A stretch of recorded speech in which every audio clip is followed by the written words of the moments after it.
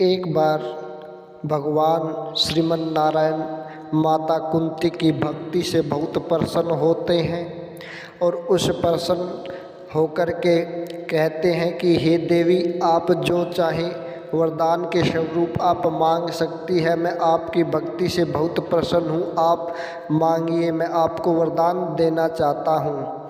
तो माता कुंती कहती है कि हे भगवान, मुझे मेरे जीवन में हमेशा कष्ट ही चाहिए और मैं कष्टों में ही रहना चाहती हूँ, हमेशा दुखी ही रहना चाहती हूँ।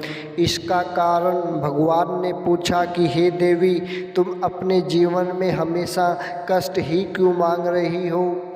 आपने भक्ति की है, आप सच्ची भगत हो भगवान की, और आप अपने जीवन में कष्ट क्यों मांग रही है? तो भगवान कहते हैं, इसका हमें कोई कारण बताइए।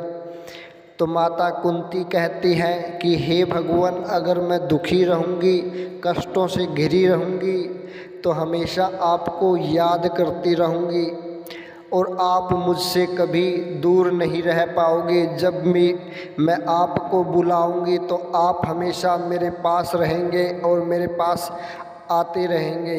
तो इसलिए मैं कष्ट मांग रही हूँ।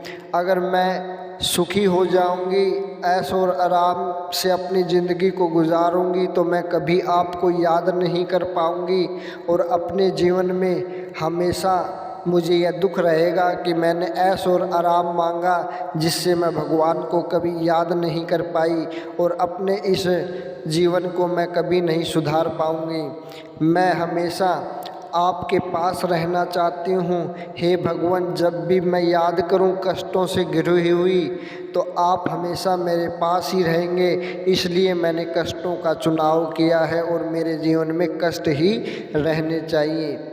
तो हमेशा भगवान के भजन करने चाहिए और अपनी सांसों में भगवान को हमेशा स्मरना चाहिए, जिससे भगवान हमसे कभी दूर न हो और हमें हमेशा वह देखते रहें और हमारे कष्टों को वह हमेशा दूर करते रहें। इसलिए हमेशा भगवान को याद रखना चाहिए और इसीलिए माता कुंती ने भगवान से यही वरदान मांगा और यही कारण था उनका कष्टों से घिरे रहने का, ताकि भगवान मुझसे कभी दूर न रहें और मैं भगवान के हमेशा नज़दीक रहूं। बोलिए श्रीमन नारायण भगवान की जय हो।